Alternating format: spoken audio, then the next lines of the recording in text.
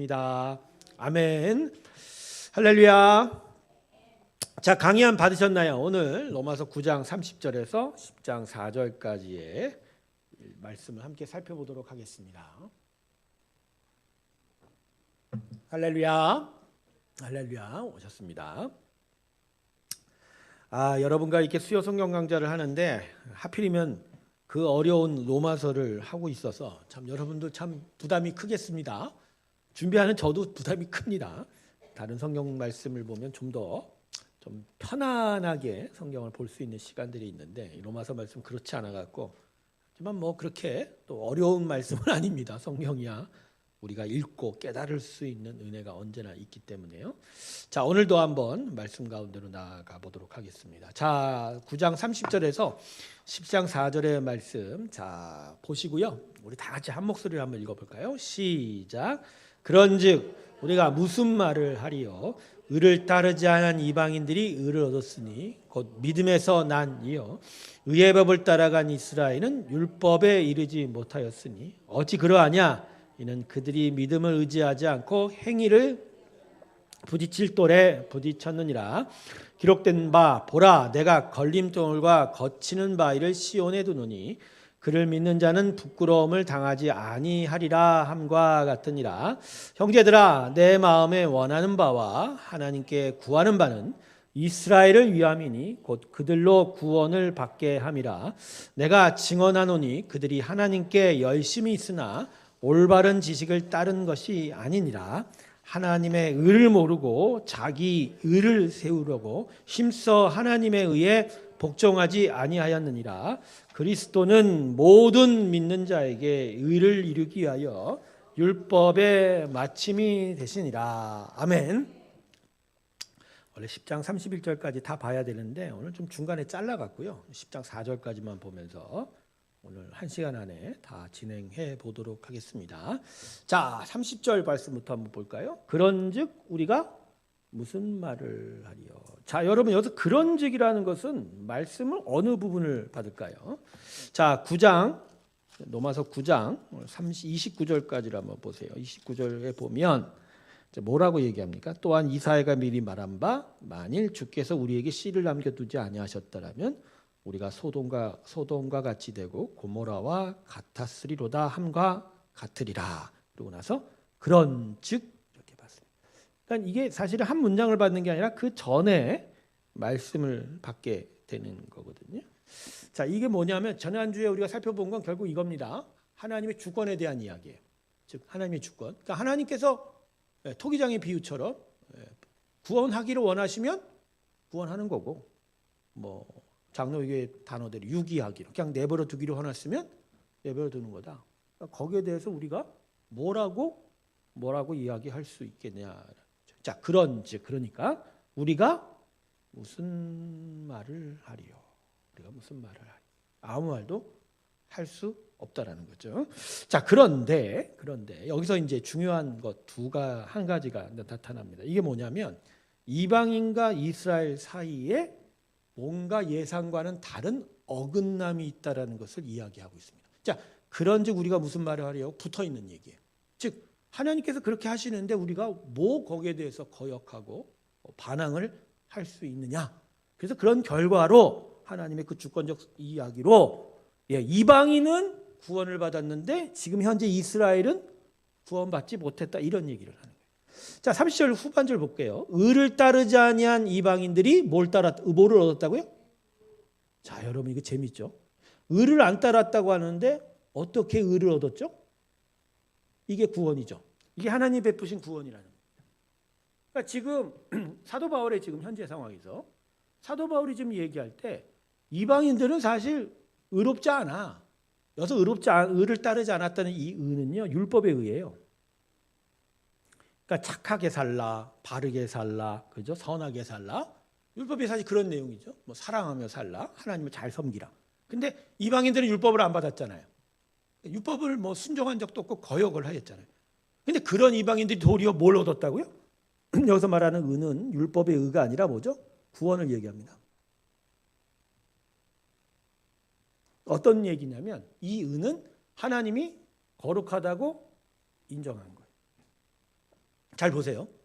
율법 앞에 있는 의는 결국 율법을 통해서 어떤 규칙, 어떤 규례, 어떤 여러 가지 법에 의해서 그걸 잘 지키면 하나님께서 의롭다라고 인정을 하시는데, 그죠? 이방인들은 그걸 지키지 않았어요. 그러니까 그 자체로는 의롭지 않아요. 근데 하나님께서 뭐라고 얘기하셨어요? 얘네들은 의롭다는. 그게 무슨 법이라고요? 무슨 의라고요? 하나님 믿음에서 난 이라. 그러니까 여러분, 믿음에서 난 이는 행위예요? 아니면 하나님의 그냥 주권적인 인정이에요? 주권적인 인정이에요. 주권적인 인정. 이게 아까 제가 좀 그런 적을 지금 계속 아까도 얘기했지만 받은 이유가 바로 그런 거예요. 이 전에 뭐라고 얘기했어요? 하나님이 택하고 부르시면 그걸로 끝이야. 그죠? 하나님이 내버려 두기로 작정하면 또 그대로 가는 거예요. 그죠? 그런 차원에서 이방인은 율법을 지키지 않은, 거룩하지 않았음에도 불구하고 하나님은 자기 주권대로 이들은 의롭다고 선언한 거죠. 그래서 그거 왜냐? 믿음에서 난이라는 거죠. 이게 결국 뭐죠? 이들은 율법은 안 지켰지만 뭘 받아들였어요? 예수를 받아. 예수를 믿음으로. 예수를 믿음으로 하나님이 그들을 거룩하다 여기신 거죠. 자, 그런데 반대로 이스라엘 백성은 어떻게 했죠? 의의 법을 따라갔다고 그랬죠. 의의 법. 율법을 지켰다고 그랬죠. 율법을 지키려고 노력은 했어요. 근데도 불구하고 뭐에 이르지 못했죠? 율법에 이르지 못했죠. 사실 여기에는 이유가 있죠. 율법을 이룰 수 있어요, 없어요? 사람이. 없죠. 율법을 완전히 지킬 수 있는 사람은 아무도 없어요. 자, 그런 점에서 제가 이제 요 말씀과는 좀 달리 하나 집어넣고 싶은 건, 하나님이 이스라엘 백성에게 율법을 주셨을 때 이 이스라엘 백성이 율법을 다 지킬 거라고 기대하며 주셨을까요? 기대하며 줬을까요, 여러분? 기대하셨을까요? 아니, 그러니까 이스라엘 백성들에게 시내산에서 율법을 줬어요. 근데 그 율법을 주면서 이스라엘 백성이 이거 다 지킬 거라고 예상을 하고 기대를 하면서 줬겠냐고요. 아니라니까요. 그래서요, 율법 안에는 독특한 장치 하나가 핵심에 있어요. 그게 뭐냐면 속죄예요. 제사법이에요. 그러니까 모든 율법을 다 지키라고 함에도 불구하고 성막 안에 앞에서 뭘 드리라고 해요? 속죄 제사. 그러니까 속죄 제사가 있는 것만으로 보면, 그것만으로도 보면 이 율법을 이스라엘 백성이 지킬 수 있다고 생각하세요? 아니죠. 못 지킬 때 뭘 의지하라? 속죄. 그러니까 율법의 핵심 중에 핵심의 법은 뭐예요? 제사예요. 그 제사의 가장 핵심은 뭐죠? 속죄예요. 사실 이스라엘 백성이 그죠? 애굽을 탈출할 때부터 이미 속죄는 시작이 됐죠. 그렇지 않습니까? 10번째 재앙은 모든 장자에게 해당되는, 그건 유대인도 이스라엘 백성도 해외가 없었잖아요. 그때도 불구하고 하나님께서 어린 양의 피를 문설주에 바르게 했잖아요. 그건 이스라엘 백성이 이미 하나님께서 보여주신 거죠. 속죄로. 그러니까 율법을 하나님께서 이스라엘 백성에게 줄 때 결코 이거 다 지킬 거라고 생각 안 하셨죠. 그러면 이스라엘 백성은 율법을 지키면서도 어디에 집중했어야 돼요? 제사에 집중했어야 되죠. 속죄에 집중했어요. 사실 그게 그들 안에 가장 중요한 가르침이었을 거예요. 근데 어느새 바리새이들이 이 율법의 핵심을 놓쳐버리고 그들은 그 율법을 통해서 무엇을 세우기 시작했어요? 자기 의를 지킵니다. 자, 여러분, 제사가요, 이게 얼마나 자기 죽이기에 열심인 거냐면, 또 말씀드리지만 레위기를 보면 여러분, 제사를 한번 드리려면 제사 드리는 이스라엘 백성이 어디까지 해야 되는 줄 아십니까? 다시 얘기 드립니다. 동물을 가지고 와요. 쉽게 얘기해서 양 한 마리를 가져옵니다. 양 한 마리를 가져와 성막 앞에 쓰잖아요. 그럼 제사장이 길을 인도하죠. 그런데 제사장이 대신 잡아주냐? 그렇지 않아요. 제사장이 가르쳐주죠. 뭐 어떻게 하라고. 먼저 양을 가져온 사람이 제물 머리 위에 안수하여 자기의 죄를 어떻게 한다고요? 전가. 그러고 나서 뭐예요? 잡아야죠. 그 누가 잡아줘요? 번제자가 잡아줘요. 그러니까 제사장이 잡지 않고 누가? 양 가져. 근데 거기서부터 이제 피 튀기는 싸움이 들어요. 여러분 사람이 어떤 동물 하나를 단칼에 죽이기가 쉽겠습니까? 쉽겠습니까? 쉽지 않습니다. 쉽지 않습니다. 그러니까 거기서부터 이미 성막 앞에서는 동물의 비명 소리와 그것과 씨름하는 번제자의 갈등들이 있죠. 이거 쉽게 죽이지 못하죠. 죽이고 나도 문제예요. 그럼 죽이고 나면 그 재물을 제사장들이 처리해 주나요? 아니요. 그거를 각을 뜨고 해부하는 걸 누가 해요? 번제자가. 가죽 번져 벗기고 내장부터 갈라서 내장은 따로 모아서 그리고 그 제사에 따라서 그 제물의 고기들, 근육들도 다 부분별로 나눠야 됩니다. 어떤 제사는 제사장한테 먼저 줘야 되고 어떤 제사는 홀로 아예 다 태워버리는 것도 있고 여기까지 맞춰야 그 다음에 제사장들이 레위인과 함께 그걸 화로 위에 번제로 바치고 내장은 버리고 이런 작업을 하게 되죠. 자, 여러분 이 제물을 죽이는 그 과정에서 이스라엘 백성은 자기의 죄를 전거하면서 속죄제를 드리면서 씨름하는 거예요. 결국 뭐하고 씨름하죠? 제물이 무슨 죄가 있어요? 거기에 전가한 자기 죄에 대한. 그러니까 율법은 기본적으로 자기 죄, 자기와 싸우게 만드는 거예요. 거기서 결국은 율법의 핵심이 결국 뭐예요? 자기 죽이기예요. 자기 죽이기예요. 율법 자체가. 근데 바리새인들은 뭘 원했어요? 자기 세우기예요. 좀 이따도 말씀했지만 자기 의를 드러내는 거죠. 자기 의를 드러내는 거예요. 그러니까 율법을 통해서 자기의 연약함, 자기의 부족함, 자기의 죄에 대해서 고백하고 그걸 깨달아야 함에도 불구하고 도리어 바리새인들은 자기의 교만함을 드러내버려요. 그러면 율법에 이를 수 있을까요? 없을까요? 없죠. 그들에겐 제사도 필요 없는 거예요. 여러분 이렇게 되니까 의의 법을 따라갔지만 의를 얻지 못한 거죠. 하나님께서 의롭다라고 인정 못하는 거죠. 자, 여러분 이 부분이 우리에게도 있어요. 자, 여러분 똑같아요. 메커니즘은 똑같아요. 구약과 신약. 예수 그리스도 앞에선 우리도 똑같은 메커니즘이에요. 결국 우리는 예수 그리스도의 속죄를 통해서 결국 우리 자신을 드러내요? 아니면 우리를 죽여요?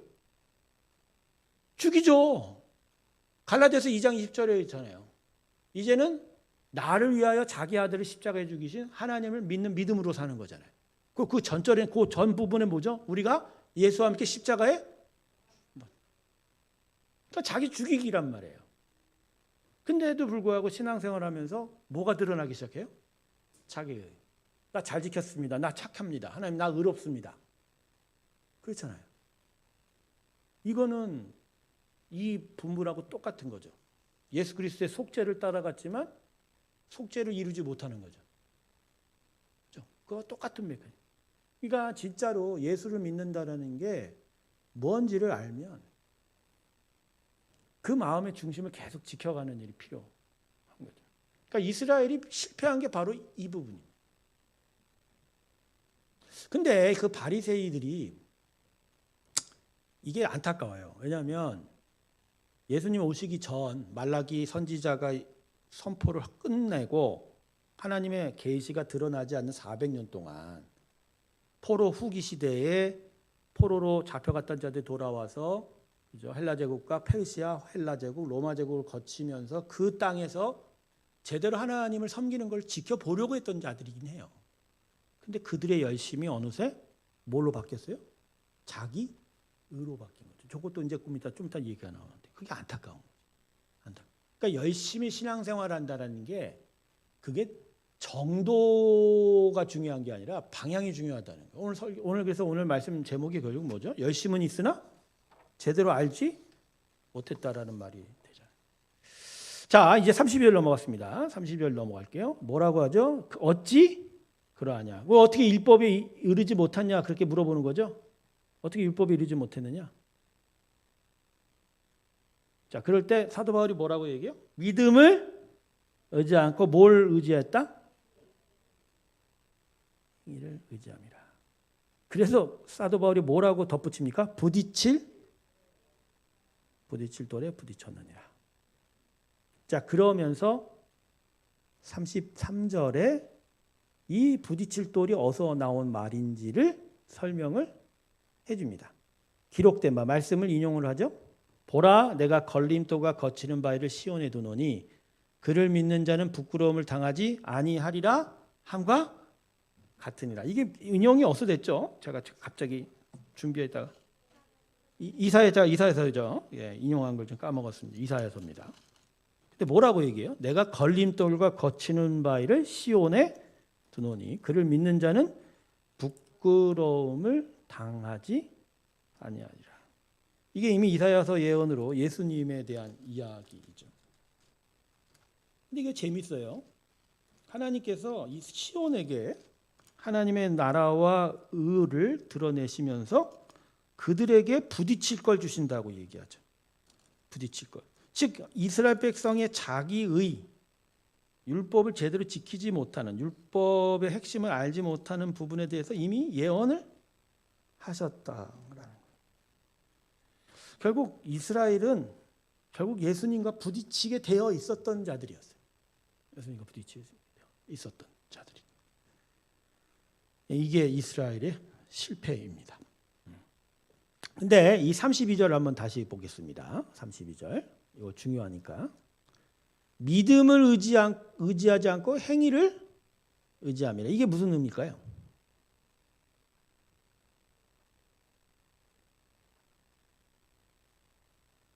자, 여러분 이거 쉽게 이거를 좀 심플하게 얘기하죠. 그들이 무엇을 의지했다고요? 행위를. 그러니까 자기가 무엇을 한 거를 통해서 자꾸 자기의 신앙을 입증하려고 했던 거죠. 그런데 하나님은 이스라엘을 그들의 행위로 인정하는 건 결코 아니었다는 거예요. 아니었다는 거예요. 그들에게는 무엇이 필요했다? 믿음이 필요해요. 자, 근데 이걸 구약에서는 이걸 어떻게 설명을 해야 돼요? 이거 신약엔 설명이 돼요. 가령 신약에서는 이렇게 설명이 됩니다. 가령 오늘도 우리가 수요예배 왔습니다. 그죠? 공예배 지킵니다. 여기 와서 예배 순서에 맞게 믿음의 고백과 찬양을 올려드립니다. 그리고 여기서 말씀을 읽고 말씀에 대해서 잘 깨달아갑니다. 성령의 충만을 받으려 합니다. 자, 우리가 지금 행하는 모든 것들이 그죠? 하나님이 원하시는 대로 행하고 있어요. 자, 그런데 우리가 그렇게 행하는 것이 우리에게 구원을 준다고 얘기하지 않는다는 거죠. 우리에게 구원을 주는 건 우리의 행위가 아니라 뭐 때문이라고요? 믿음입니다. 믿음. 그러니까 이게 신앙생활이요. 가끔은 혼동될 때가 많아요.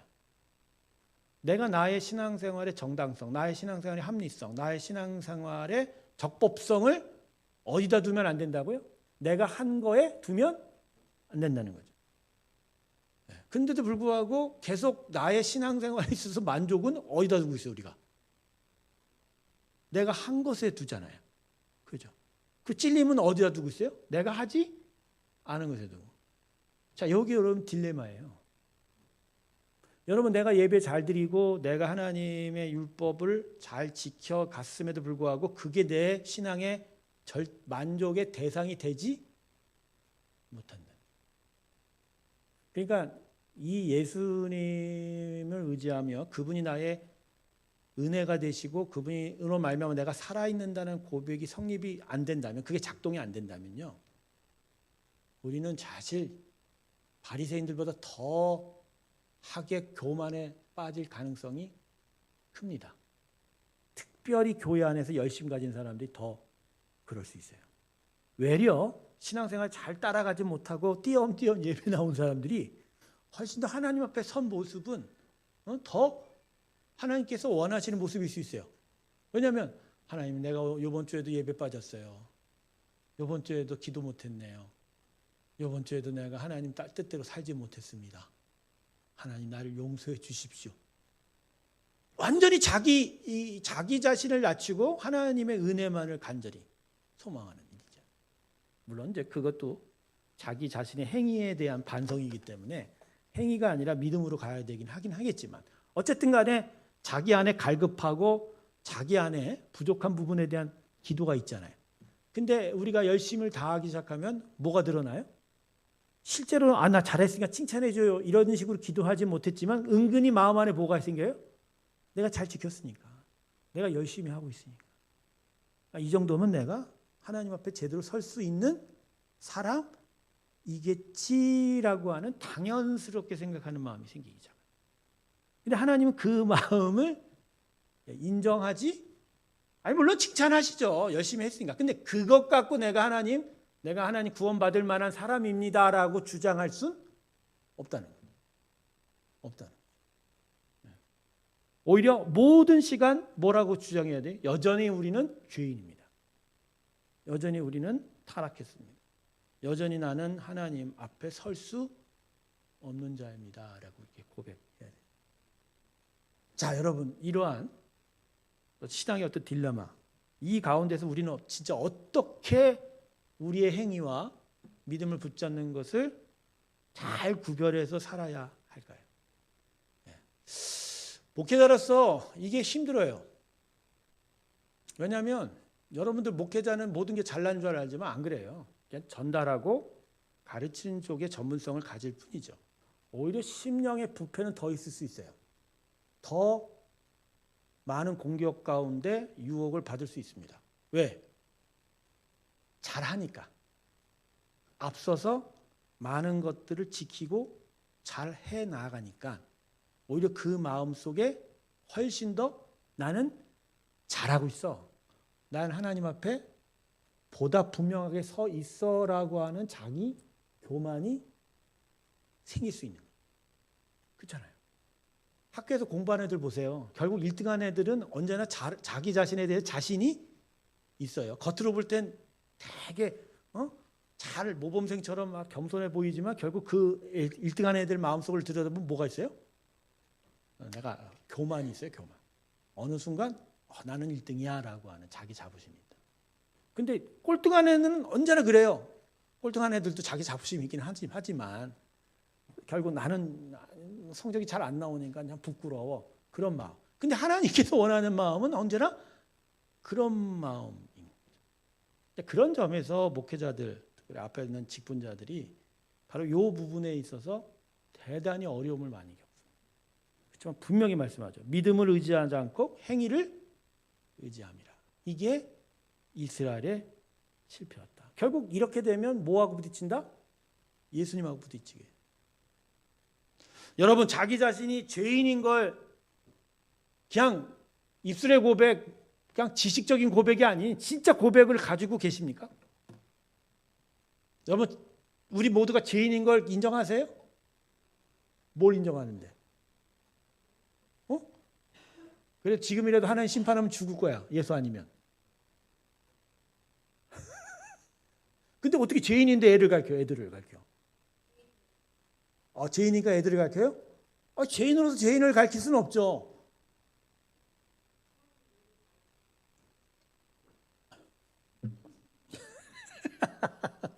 야, 마구 얘기한다. 아니 난 죄인이에요. 죄인인데 죄인을 인도할 수는 없잖아요. 아니 소경이 소경을 인도하면 어떻게 됩니까? 물속에 빠지지 않습니까? 예수님을 믿는 죄인이니까. 그 예수님을 믿는 죄인은 어떤 사람입니까, 사모님? 어떤 존재입니까?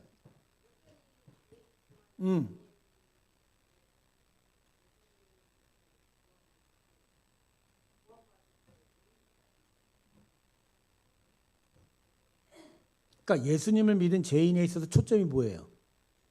얘기는 잘했는데 초점이 뭐예요?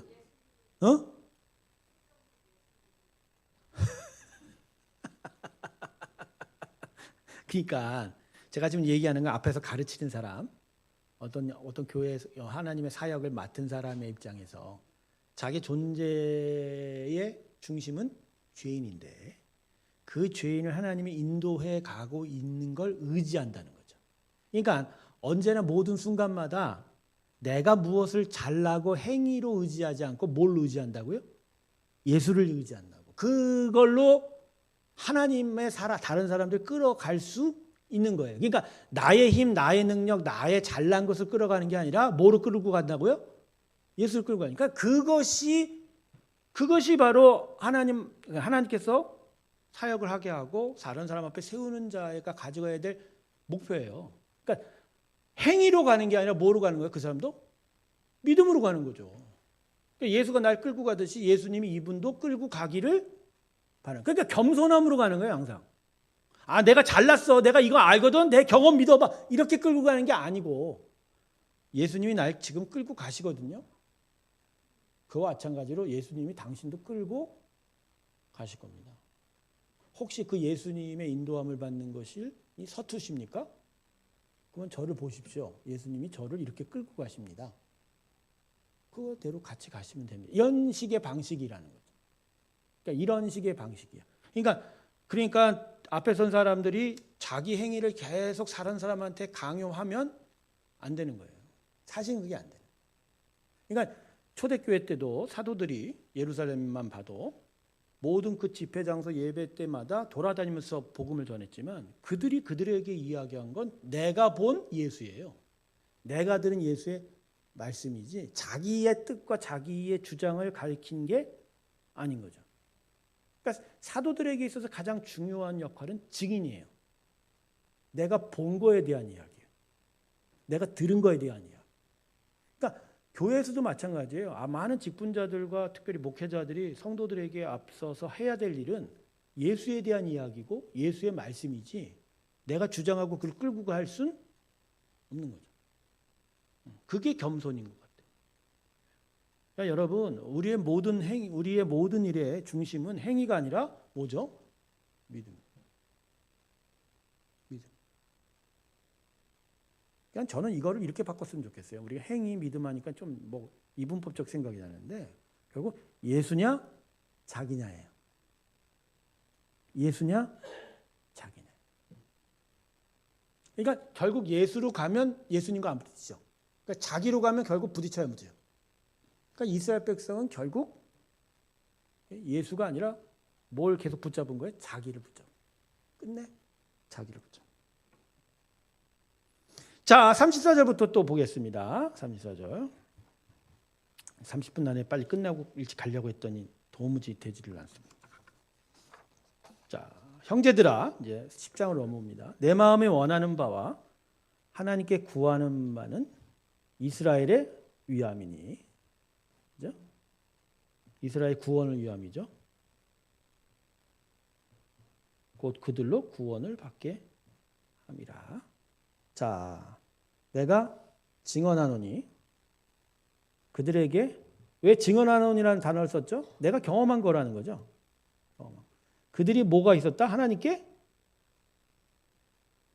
뭐가 없었다? 올바른 그러다 보니까 대꾸가 되죠. 하나님께 열심히 있으나 올바른 지식을 따르지 않았기 때문에 하나님의 의를 모르고 뭘 세웠다?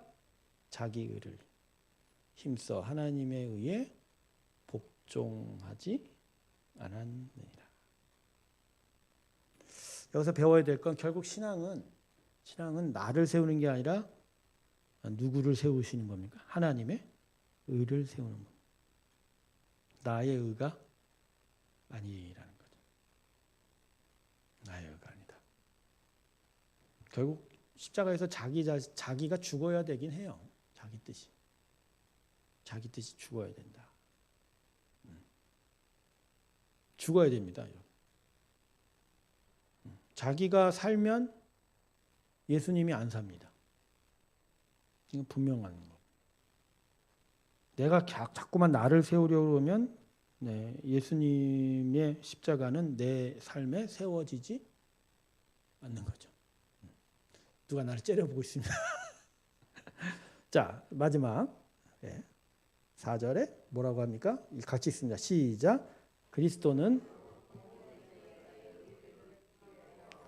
율법의 마침이 되시느니라. 자, 이거 뭐 따로 설명 필요 없지 않죠. 여러분, 우리가 하나님 앞에서 자기 자신을 죽이는 것이 왜 힘들까요? 왜 힘들까요? 왜 힘들까요? 저는 두려움이라고 봅니다. 근데 무슨 두려움일까요? 무슨 두려움? 아니죠. 나를 포기하면서 내가 아무것도 얻지 못할 것에 대한 두려움. 네. 사람들 사이에 싸움이 났습니다. 막 마음속에서 막 성령께서 막 그래 양보해. 거기서 네가 미안하다 그래. 근데 말이 안 떨어져요.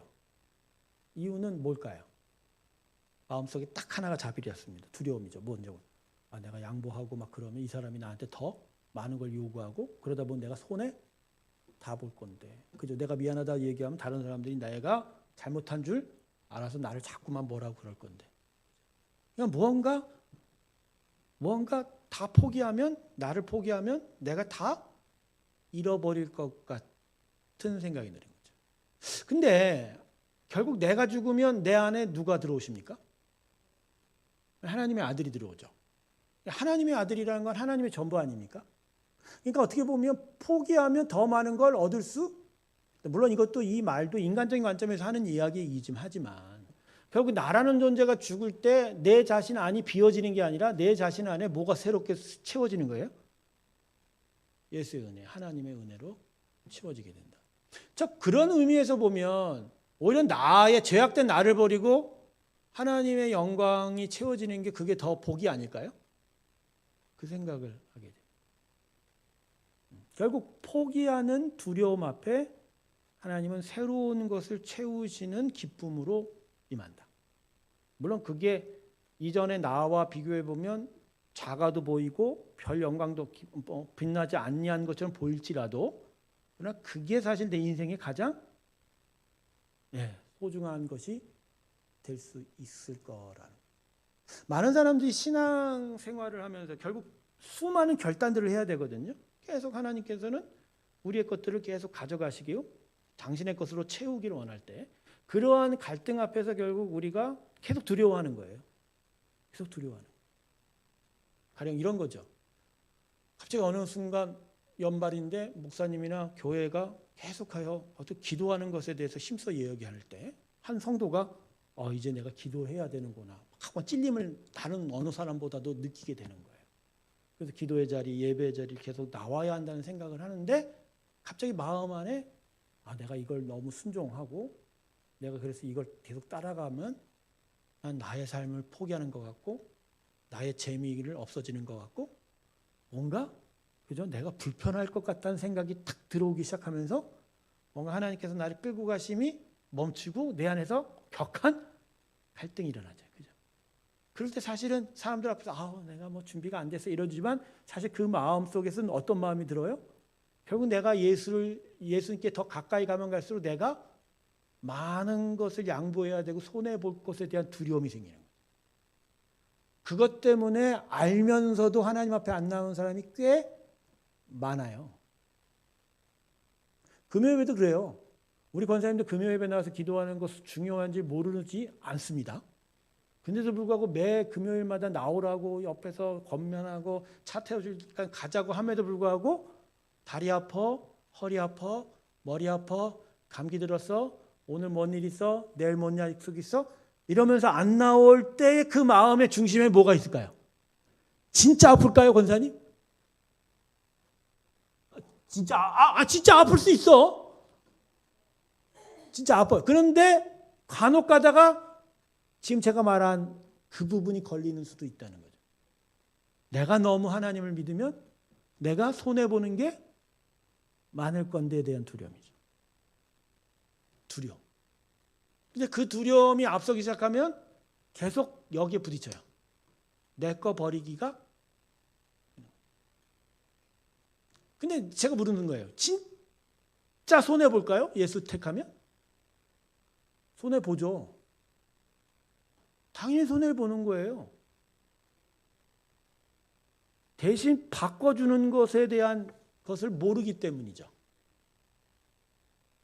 아니 금요일 날 예배 나와서 여기 같이 기도하면 금요일 저녁에 편히 쉬고 편안하게 놀고 했던 것들은 손해보는 거죠. 여기 나오면 어쨌든 간에 오고 가는 불편함이 있고 나와서 노동도 해야 되잖아요. 막 얘기도 하고 찬양도 하고. 그런데 그러면서 나의 편안한 시간은 뺏겼지만 뭐가 들어와요? 그렇죠. 그 부분에 대한 이야기죠. 그 부분에 대한. 저는 그래서요. 믿음이요 거저 다 받는 건 아닌 것 같아요.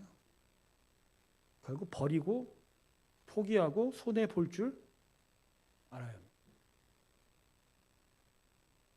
그냥 그게 제가 볼 때는 예수님에 의해 복종하는 일이에요. 그거에 대한 대가를 치르는 일이에요. 그러면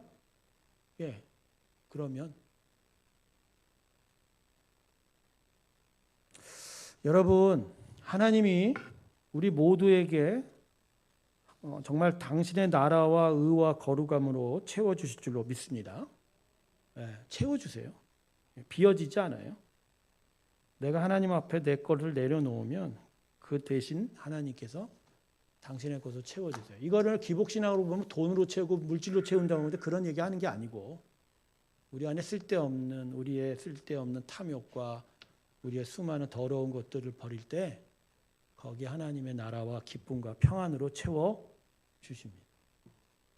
인생은 결국 채우는 거예요. 저는 불가가 항상 비운다고 그러죠. 비워갖고 어떻게 살아요?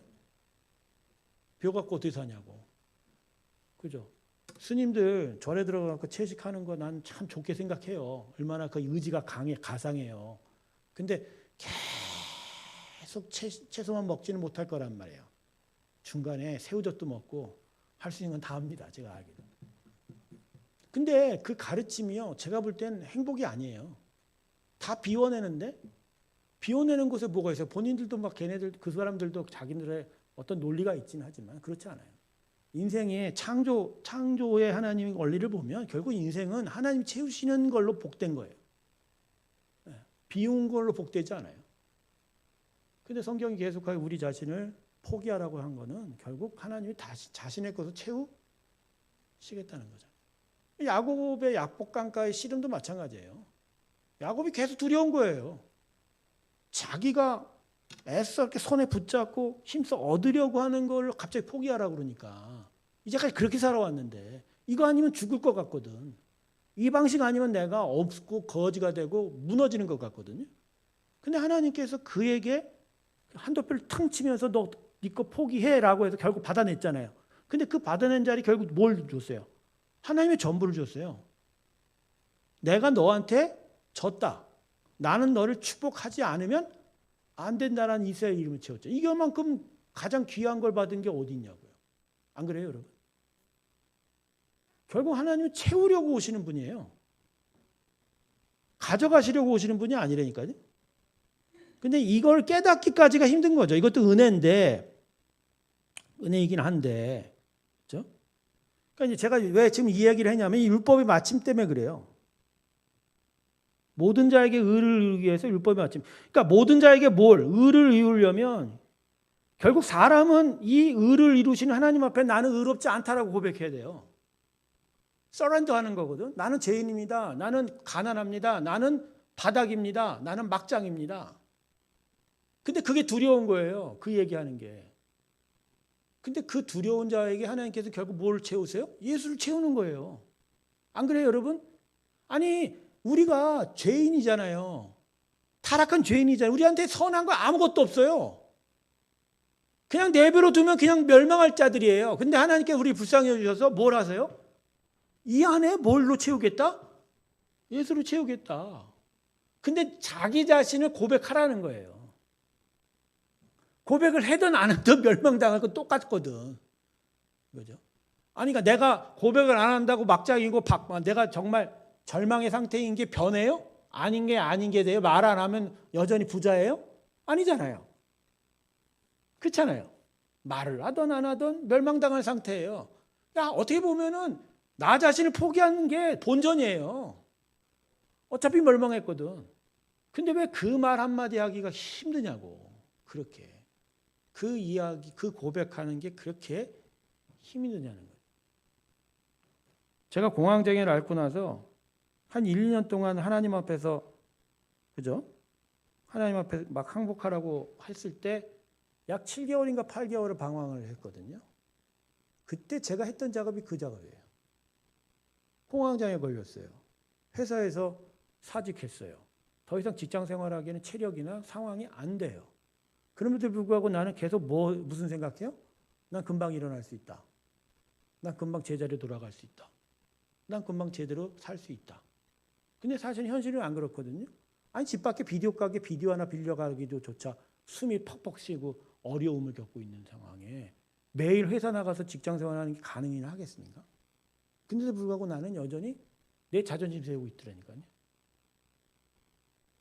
근데 난 나 자신에 대해서 그렇게 고백한다라는 게 그게 그땐 너무 싫었어요. 내가 마치 죽는 것 같고 내 자신이 무너지는 것 같더라고. 그러니까 하나님께서 1996년 부활절 다음 날 강제로 그 말문을 열게 하셨거든요. 내가 무너지든. 근데요, 제가 그때 경험한 건 뭔지 아세요? 제가 고백하면서 내가 완전히 막장입니다, 박판입니다, 진짜 망했습니다라는 그 고백을 하면서 그 두려움을 한꺼번에 가져가셨어요. 그 말을 하는데 두렵지가 않더라고요. 왜냐하면 하나님이 채워주셨거든요. 그다음부터 내 안엔 채우는 일만 남았었어요. 계속 예수가 채워주고 하나님의 은혜가 채워지는데 결국 내가 회복이 되는 거죠. 물론 살아가는 방향이 바뀌고 내용이 바뀌었습니다. 물론 뭐 돈의 가치, 부의 정도, 사는 삶의 여편을 보면 이전과 뭐 비교할 수 없는 부분이 있겠죠. 그러나 거기서 나는 행복과 기쁨을 얻고 새로운 삶을 출발했는데 내 안에 채워진 것이 정말 귀한 거죠. 난 이게 복음이라고 생각하고 이게 믿음과 은혜라고 생각합니다. 그러니까 예수님의 이 율법의 마침이 됐다는 얘기도 마찬가지예요. 결국 내가 악인이고 죄인이다라는 나의 자기 고백, 나 완전히 망했습니다라는 고백이, 그 고백이 드려질 때 결국 내 안에 뭐가 채워져요? 하나님의 거룩한 의로 채워지는 거예요. 하나님은 결코 우리를 비우지 않으세요. 우리를 이 안에 텅텅 비지 않게 하세요. 채우시는 하나님입니다. 할렐루야. 인생이 그래요, 여러분. 자기 뜻대로 살면 텅텅 비어요. 깡통 차요. 자기 뜻대로 살게 되면 이 안에 계속 비어질 거예요. 하나님 우리 인생을 계속 어떻게 만들어 가신 줄 아세요? 자기 뜻대로 자기 욕심대로 살면 어떻게 돼요? 비워지게 만들어요. 깡통되게 만들어요. 그러다가 하나님 앞에 고백하고 채우면 그때부터 뭐 하세요? 하나님? 채우세요. 그분은 채우시는 분이에요. 그분은 살리시는 분이고. 그게 복음이에요. 은혜예요. 그러니까 여러분, 하나님의 의에 복종하셔야 합니다. 내놓으세요. 그냥 자기 자신. 나 이런 사람입니다. 나 이런.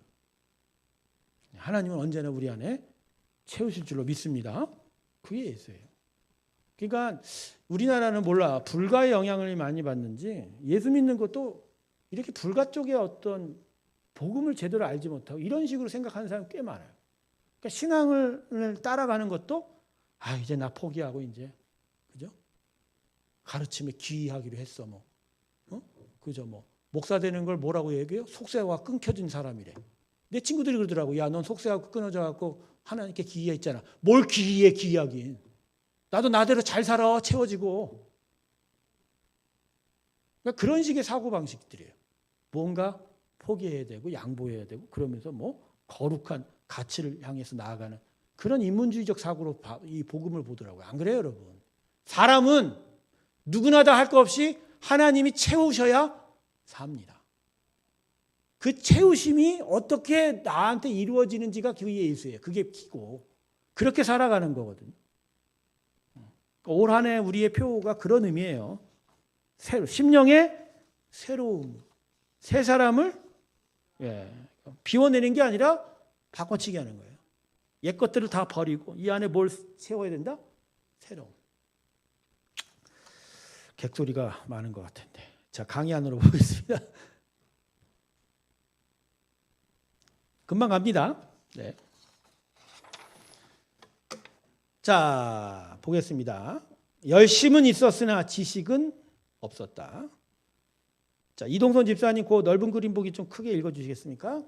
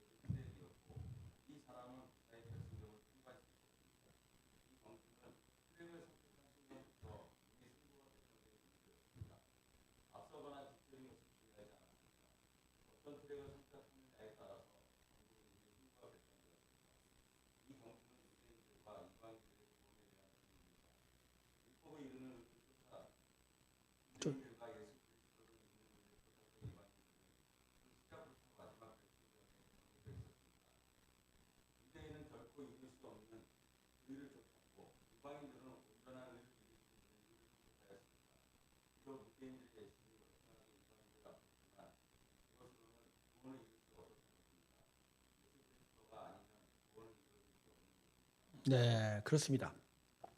결국 이스라엘 사람들은요, 그거예요. 율법의 의를 완전히 이룰 능력조차 없고 그럴 마음조차 없었던 거예요. 그럼에도 불구하고 자기에게 주어진 여러 은혜의 방편들을 통해서 이미 우리는 그죠? 하나님의 택함 받았고 이미 그건 확정적이다라고 교만하게 생각했던 거죠. 네. 그러니까 이 사람들은 처음부터 간절함, 하나님의 어떤 구원의 의를 이루려고 하는 간절함보다는 이미 나는 구원받았다라고 하는 교만으로 했었던 거죠. 자, 질문 1 보죠. 만일 당신이 위의 이야기에 앞선 경주자였다면 마지막 결승전 앞에서 어떤 생각이 들었을까요?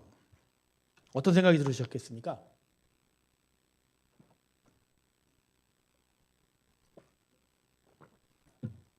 제가 저번에 한번 얘기했었던데, 제가 보스턴에서 살 때였는데요.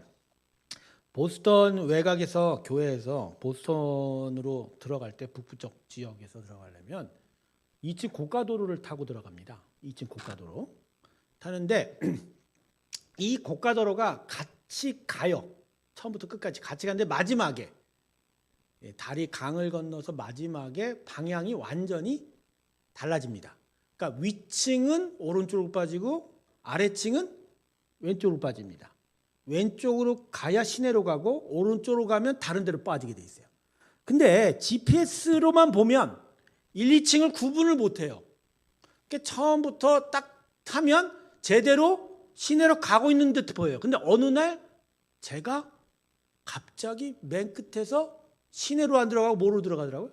바깥으로 빠지는 길로 빠지더라고요. 그때 제가 어떤 생각을 한 줄 아십니까? 네? 처음부터 잘못 탔네, 그 생각이. 그러니까 처음부터 밑에 걸 타야 되는데 그냥 똑같은 지점처럼 보이니까, 그러니까 그 지역에 대해서 문의하냐 보니까 위층을 탄 거예요. 그러다 보니까 끝까지 가갖고 제 차는 시내로 안 가고 바깥으로 삥 돌아간 거예요. 그러니까 여러분들이 많이 그랬으면 어땠을 것 같아요, 결승점에서. 전 그 생각을 해갖고 이 예화를 좀 여러분에게 만들어낸 건데, 제가 지금 얘기하고 싶은 게 그거예요. 처음부터 이들은 그죠? 율법을 지키는 외형과 형식으로는 앞서간 사람들이에요, 이스라엘 사람들. 그러나 이들이 탄 트랙은 처음부터 예수가 앞으로, 그러니까 참된 구원으로 가는 길이 아니라 바깥으로 빠지는 길이었다. 처음에 그 모양으로 보면 비슷해 보이지만 결국은 끝에서 꼬부라지게 되어 있다. 꼬부라지게 돼.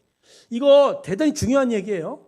같은 교인임에도 불구하고 예수를 입으로 시인하긴 하지만 진짜로 예수를 믿는 것과 내가 다른 이득을 보기 위해서 하나님께 나온 거하고는 다른 모양이라는 거죠. 여러분, 이거는 겉모양으로는 구분될 수 없어요. 오늘 여기에 이 자리에 이 예배실에 같이 나와서 같은 설교자의 같은 내용을 듣고 같이 아멘하고 있잖아요. 똑같은 모양이잖아요. 그렇지만 마지막에 결승점은 다를 수 있어요. 자기의 마음의 중심에 뭐가 있느냐에 따른 거죠. 즉 나는 예수 아니면 구원받을 수 없어. 그 은혜만으로 인하여 나는 구원을 얻을 수 있다라고 고백하는 사람과, 근데 그 지식은 맞는데 내가 이 예배당 나오는 건 다른 이득, 다른 복을 얻고자 하는 나오는 것이야 라고 생각하는 사람의 마지막 결승점의 차이는 엄청 큰 거라는 거예요. 여러분, 내가 입으로 그냥 남들과 같이 고백하는 거하고 진짜 내 마음의 중심이 하나님 왜 믿느냐는 거는, 이거는 하나님을 부인할 수 없어요. 여러분, 진짜 예수 믿기를 바랍니다. 진짜 예수 믿기 바랍니다. 예수 아니면 구원 못 받아요. 예수님의 속죄가 아니면 용서받을 수 없어요. 우리의 외양과 우리의 형식, 우리가 많은 규례를 지키는 것으로 결코 하나님 인정받을 수 없어요. 우리에게 제일 중요한 건 예수고 우리의 전부는 예수예요. 설사 우리가 신앙생활에 뭐 교회 공동체 생활이 미진하다 할지라도 진짜 심령에 예수 제대로 믿는 거는 믿는 게 그게 정말 중요해요. 자, 다음 페이지 넘어갈게요. 자, 본문을 두 개로 나눴습니다. 자, 먼저 9장 30절에 33절까지 4절을 볼게요. 자, 질문이 30절과 31절을 보면 이방인들과 이스라엘이 추구한 의를 각각 무엇이라고 말하고 있습니까? 성경 찾아보면 압니다. 이방인은 뭐의 의라고 했죠? 믿음의 의. 이스라엘은요? 행위의 의. 행위의 의. 자, 그 다음에 질문 3입니다. 이스라엘의 율법의 의를 이루지 못한 이유가 무엇이라고 생각하십니까? 32절의 말씀을 참고하여 다음에 빈칸을 채우시오. 뭘 의지하지 않고 뭘 의지했다고요? 그 행위를 의지하였기 때문이다. 자, 질문 4. 33절에 인용된 말씀은 구약의 성경 어디에 인용된 겁니까? 인용된 성경 구절을 그대로 적어보십시오. 이사야서 몇 장이라고요? 28절 16절입니다. 자, 마지막 두 번째 문입니다. 열심은 있으나 지식은 없었다. 질문 5. 바울은 2절에서 이스라엘의 실패를 한 문장으로 정리하였습니다. 자, 다음에 빈칸을 채우십시오. 그들에게 뭐가 있었으나 올바른 뭘 따르지 못했다? 질문 6번. 바울은 3절에서 이스라엘의 실패를 자기 의를 세우려 했기 때문이라고 말씀하셨습니다. 여기서 자기가 뭘까요? 자기가 뭘까요? 저는 이 질문을 준비하면서 뭐라고 썼냐면 여기 자기는 결국 율법으로 말미암아 내가 다른 자들보다 우월하다라는 얘기. 여러분, 하나님께서 율법을 통해서 이스라엘 백성에게 요구한 게 너희가 이걸 잘 지킴으로 너희들이 이방 민족보다 뛰어난 자라고 하는 것을 알아라라고 할 거예요? 그거 아니에요. 오히려 율법을 통해서 하나님께서 이스라엘에게 원한 건 우리가 이만큼 부족하고 연약하다라는 거죠. 여러분, 신앙생활 하면서 계속 여러분 안에 쌓여야 될 게 뭐죠, 결국? 하나님의 은혜의 소중함이에요. 무슨 얘기야? 그 은혜가 없으면 나는 죽음과 마찬가지야가 계속 생각이 나야 되는 거거든요. 근데 신앙생활 하면서 나는 신앙생활 제대로 하고 있어, 똑바로 하고 있어, 나는 다른 사람보다는 신앙생활 열심히 하는 사람, 이 생각이 나면 어떻게 해요? 안 되는 거예요. 심지어 다른 사람보다 기도도 열심히 하고 다른 사람보다 설교도 잘하고 다른 사람보다 다른 것들을 잘한다 할지라도 그 생각이 이 안에 들어오면 안 돼요. 그건 신앙의 행위를 자기 드러내는 거에 사용하는 거예요. 요새 어떤 목사님이 이 얘기하면 안 되는데 하지 마. 어떤 목사님이 개척한다고 40억 달러가 갖고 교회가 뒤집어졌잖아요. 그죠? 근데 그분이 왜 그렇게 욕을 먹냐면 그분의 저서 중에 하나님의 열심이라는 책이 있어요. 이 하나님의 열심이라는 부분이 뭐냐면 보통 이제 그 야곱의 이야기를 중심으로 하긴 하는데 창세기를 통해서 족장들을 통해서 결국 하나님의 주권 그 은혜가 우리를 구원했지 아브라함의 믿음, 이삭의 믿음, 야곱의 믿음이 우리를 구원받게 한 건 아니라는 거예요. 그럼 아니 장로교회 설교예요. 그러니까 하나님의 전적인 은혜가 우리를 끌고 갔고 그 은혜로 인해서 우리가 믿음의 자리에 서 왔다라고 하는. 그러니까 하나님은 끊임없이 우리의 구원을 위해서 열심히 일하시는 분이다. 너무나 놀라운 은혜의 책이고 저도 처음에 신학생 때 그 책을 보면서 상당히 감명을 받았는데 근데 도리어 지금 그분이 하시는 걸 보면 하나님의 열심보단 누구의 열심이라고? 자기 열심. 이제 그것 때문에 이제 물론 이제 그분의 뭐 인생의 공과를 논의하는 것도 아니지만 결국 이스라엘의 실패는 결국 이거예요. 그들이 이방족 속 민족과 달리 하나님의 선민 택한 민족이 된 이유는 우리들의 열심이라는 거예요. 저들은 율법도 몰라. 저들은 제사도 몰라. 저들은 하나님을 제대로 찾지도 않았어. 우리는 이렇게 제사도 드리고 절기도 지키고 율법도 지켜서 이 열심이 하나님의 구원의 택함을 받은 이유다 이렇게 얘기하는 거죠. 그러니까 그게 자기 의죠. 그러니까 여러분 이 부분은요 지금도 우리에게 적용이 되는 거예요. 우리가 세상 사람과 달리 하나님의 복을 받는 건 우리가 열심히 예수를 믿었기 때문이라는 말이 틀려요. 그건 맞지 않아요. 그렇게 주장하면 돼요, 안 돼요? 안 돼요. 그게 아니라고요. 우리가 저 세상 사람과 달리 더 하나님을 열심히 섬겼기 때문에 하나님 우리를 복을 주실 거라고요? 아니에요. 여기까지는 돼요. 하나님이 택했기 때문에 하나님이 복을 주지 않고는 못 빼길 거다. 여기까지는 맞을 수 있어요. 그러나 우리가 세상과 다른 사람이라고 하는 자기 의는 하나님 보실 땐 안 되는 얘기예요. 왜? 하나님이 우리가 잘나서 구원한 게 아니라니까요. 우리가 잘났기 때문에 우리 택한 게 아니죠. 만일 우리가 잘나서 우리를 택하면 예수의 공로가 아니죠. 그렇잖아요. 근데도 우리는 세상과 비교해서 우리 자신을 어떻게 구별해요? 하나님의 정말 풍성한 은혜로 멸망당할 것이 구원받았어요라고 하기보단 우리가 더 세상보다는 거룩하고 우리가 더 세상보다 하나님께 열심히니까 우리 택했겠지라고 얘기해요. 아니라는 거예요. 아니라는 거예요. 그건 하나님이 제일 싫어하는 거예요. 그렇게 되면 이스라엘이에요. 그래서 여러분 세상 사람 앞에서 나 예수 믿으니까 내가 당신들보다 나 이런 생각하면 돼요, 안 돼요? 안 돼요. 그러지 마세요. 엄밀히 말하면요, 저는 종종 그렇습니다만 우리보다도 더 훌륭하신 세상의 선인들과 현각자들이 무지 많아요. 많다니까요. 상식대로 살고 도덕대로 열심히 살아가는 사람 많습니다. 그 사람들 무시하면 안 돼요. 무시하면 안 돼요. 우리는 무시하는 게 아니라 저들에게도 우리에게 임한 은혜가 흘러가기를 바라는 것뿐이에요. 우리가 마치 높은 데 있어서 우리로부터 흘러간 아니에요. 그렇지 않아요. 그러니까 고린도서 말씀하잖아요. 우리를 하나님께서 구원하셨을 때 잘나서 구원한 게 아니라 외려 못나서 구원했다. 못나서 구원.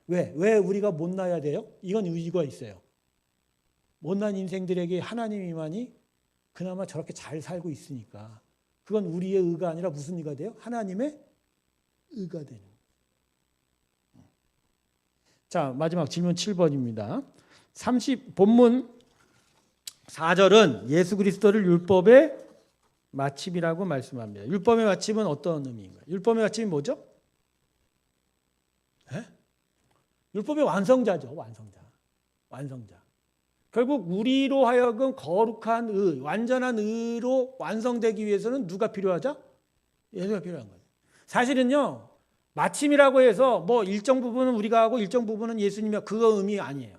결국 다 채우는 건 누구시다? 예수예요. 우린 시작도 못합니다. 사실. 우린 사실 시작도 못하는 거예요. 그러니까 결국은 율법이라는 건 예수로 완성이 되는 거예요. 그래서 여러분 구약도 율법이지만 신약도 율법이에요. 그런 점이에요. 신구약 전체가 다 율법이에요.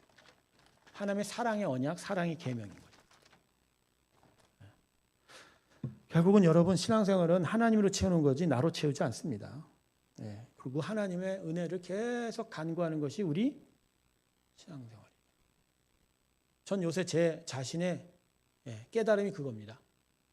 잘난 것도 없고 나은 것도 없고 우월한 것도 없고 오직 우리 안에 하나님의 은혜로만이 채워지고 그 은혜로만이 살아가. 그 은혜로만이 우리는 온전해질 수 있다. 할렐루야. 그게 저의 요새 깨달음입니다. 그래서 1등 따로 없고 꼴등 따로 없고 앞선 사람 따로 없고 뒤처진 사람 따로 없고 채워진 자 따로 없고 비난한 자 따로 없고 결국 은혜가 있느냐 없느냐 그 은혜로 채워지는 게 인생이다. 자 마지막으로 적용 1번입니다. 로마서 10장 4절에 그리스도는 모든 믿는 자에게 의를 이루기 위하여의 의미가 무엇인지 묵상하며 하나님의 구원의 은혜를 다시 되새기시기를 원합니다. 자, 그러니까 여러분 다시 여러분의 인생에 이 로마서 10장 4절의 말씀이 아주 귀한 은혜의 일들이 되기 원합니다. 자, 이겁니다. 그리스도는 모든 믿는 자에게 의를 위하기 위해서 이 모든 믿는 자를 빼고 거기다가 자기 이름을 집어넣으세요.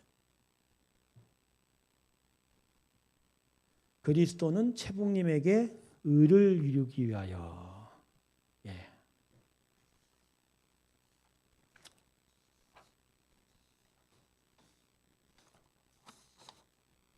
율법의 마침이 되시니라.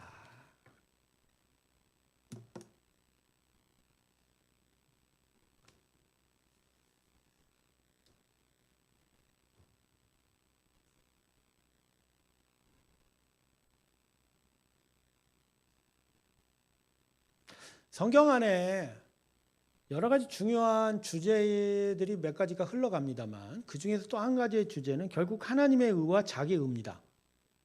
그리고 하나님의 주권과 나로 인한 나의 중심적인 사고방식, 나의 중심성이 계속해서 성경 안에서 충돌하죠.